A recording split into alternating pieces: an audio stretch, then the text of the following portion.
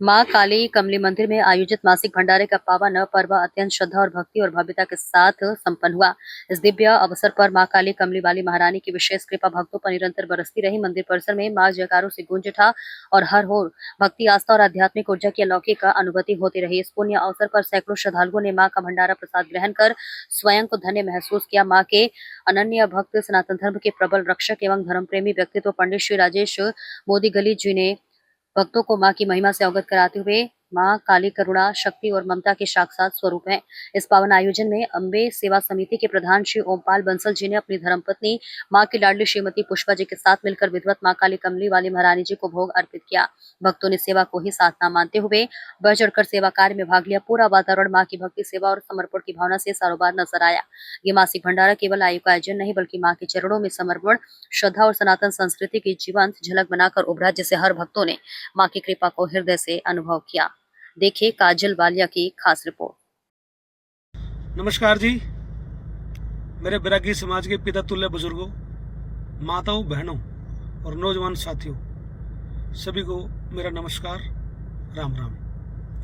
मैं सुशील चित्रा, जैसा कि आप सबको पता है, कुरुक्षेत्र धर्मशाला में सेवक हूँ और पिछले लगभग 1.5 साल से, जैसा कि समाज को हमने विनय आग्रह किया था, हाथ पांव जोड़ के सेवा के लिए पद मांगा था, तो आप लोगों ने हमें चुनकर सेवा के लिए मौका दिया था। वैसे तो सारे समाज को पता ही है कि जो हम सेवाएं दे रहे हैं, जो लोग धर्मशाला में आते हैं, उनको सबको मालूम है। पिछले कुछ समय से, लगभग 20 दिन से, समाज में व्हाट्सएप के माध्यम से, फेसबुक के माध्यम से बहुत सारे मैसेज वायरल हो रहे हैं और समाज को ना सही दिशा से भटकाया जा रहा है। जो सही विषय है, सही विषय के बारे में कोई चर्चा नहीं कर रहा। कोई इसकी बुराई कर रहा, कोई उसकी बुराई कर रहा। वो मुद्दे नहीं है समाज के। जो समाज होता है, समाज में बुराइयां होती रहती हैं, भलाइयां होती रहती हैं। मेरा वो विषय नहीं है। मैं आपका ज्यादा समय लेते हुए मेन मुद्दे पे आऊंगा। बैरागी धर्मशाला में हमारे महाशिव के पद वह हैं श्री दया सिंह स्वामी जी। उनके माध्यम से 18/9/2025 को एक लेटर निकाला जाता है व्हाट्सएप के माध्यम से कि 27/10/2025 को आम सभा की बैठक होनी है।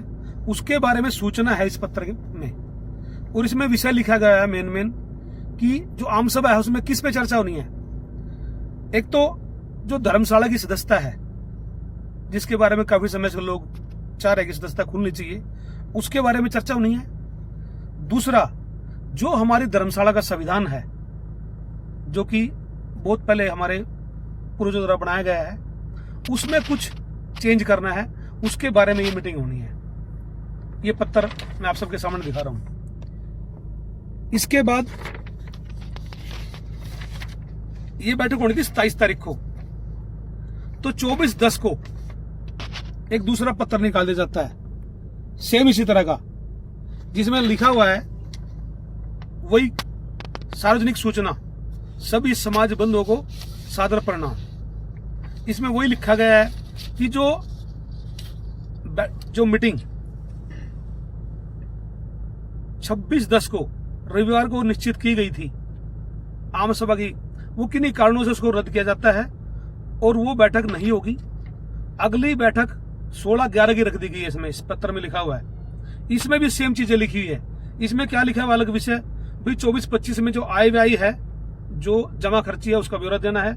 दूसरा वही कि जो संविधान का संशोधन है उसके बारे में है, और तीसरा वही सदस्यता खोलने के बारे में। इसमें भी सेम चर्चा है हमारी। मैं आपको बताना चाहूंगा, इन दोनों पत्रों के बीच में हमारी 7 आदमियों की कोई मीटिंग नहीं हुई है। जो 7 सदस्य है चुन के भेजे गए हैं, उनकी कोई मीटिंग नहीं हुई है। ये पत्राचार सिर्फ दया सिंह स्वामी जी अपने मन से कर रहे हैं। इसके बाद आप सबको पता है 26 जनवरी जो मनाई गई थी, उसके बारे में भी कोई चर्चा नहीं हुई। एक बैठक होती है, कोई कार्यक्रम करना है, उससे पहले हम बैठक करते हैं। हमारी कोई बैठक नहीं हुई 7 आदमियों की, ना ही कार्यकारिणी कोई बैठक हुई। 3 दिन पहले मैं धर्मशाला में था, तो धर्मशाला में शाम के टाइम पे अपने दया सिंह स्वामी जी और देवेंद्र जो वरिष्ठ उप प्रधान है, रामनिवास जो कैशियर है, ये तीनों लोग मौजूद थे। मैं गया था किसी और विषय से। मैंने रविंद्र को पूछा तो वो बताया कि रविंद्र 32 नंबर में है। 32 नंबर कमरे में गया तो ये वहां पे सब मौजूद थे। एक मैसेज चल रहा था समाज का, आपने देखा होगा कि सब्जी खराब चल रही है, चावल खराब चल रहे हैं, इस तरह का मैसेज चल रहा था। उसी पे वो चर्चा थी जिसके बारे में भी कोई पहले बातचीत नहीं की गई ग्रुपों में कि ऐसी कोई बैठक होनी, लेकिन वो बैठक चल रही थी। तो मैंने बोला यार सब लोग धर्मशाला में हैं, एक बार देख लेते हैं किचन में जाके क्या कुछ है। तो हम किचन में गए। जो सब्जियों की हालत थी जैसी थी वो मैंने वीडियो बनाई हुई है, वो वीडियो समाज के पास है। वो भी बहुत बड़ा विषय नहीं था, लेकिन जानकारी लेनी थी। उस दिन ये बातचीत हुई कि भाई 26 जनवरी के बारे में क्या प्रोग्राम है। तो बोले 26 जनवरी को बड़ा कार्यक्रम नहीं करेंगे, क्योंकि बाबा का जन्म दिवस है 13 मई को बड़े कार्यक्रम एक ही बार रख लेंगे। 26 जनवरी को जो यहाँ के लोग हैं 10-15 वो मना लेंगे। मैंने बोला जी ठीक है। अभी समाज को जानकर हैरानी होगी कि 26 तारीख को गणतंत्र दिवस मनाने के बहाने, गणतंत्र दिवस तो मनाया गया, उसी बहाने जो ये लेटर मेरे हाथ में है इसमें इसका प्रूफ दे रखा है। जो समाज पर बिना बात के एक 11,000 रुपए की वोट का अतिरिक्त भार डाला गया है। ये पत्र बोलता है, जो पत्र है 2/2/2026 का, ये बोल रहा है कि 26 जनवरी को बैठक हुई और बैठक में ये निर्णय लिए गए, सर्वसम्मति से निर्णय पास हुए कि 11,000 रुपए की सदस्यता खोल दी जाए। दूसरा इसके साथ एक चीज और जोड़ी गई कि जो पुराने सदस्य हैं 600, उनका भी नवीनीकरण किया जाए 1100 रुपए के माध्यम से। मैं समाज वालों को आग्रह करूंगा कि इस बात को बड़े ध्यान से सुने कि जो 11,000 रुपए का बोझ डाला गया है और जो 1100 की वोट खोली गई है, ये पत्राचार के माध्यम से सरकार को दिखाना चाहते हैं कि हमने सूचना भी दे दी, हमने लोगों को बुलाया भी है। कितने लोग आए कितने नहीं आए वो तो सारे कागजों में दिख जाएंगे, और वो आप लोगों को पता कितने लोग आए थे। जो 26 जनवरी को गणतंत्र दिवस हम मना रहे थे, उस दिन हमारे समाज के इन महान व्यक्तियों ने समाज के ऊपर हमारे जो अधिकार हैं उनका हनन किया है। ये बार बार हवाला दे रहे हैं 2012 एक्ट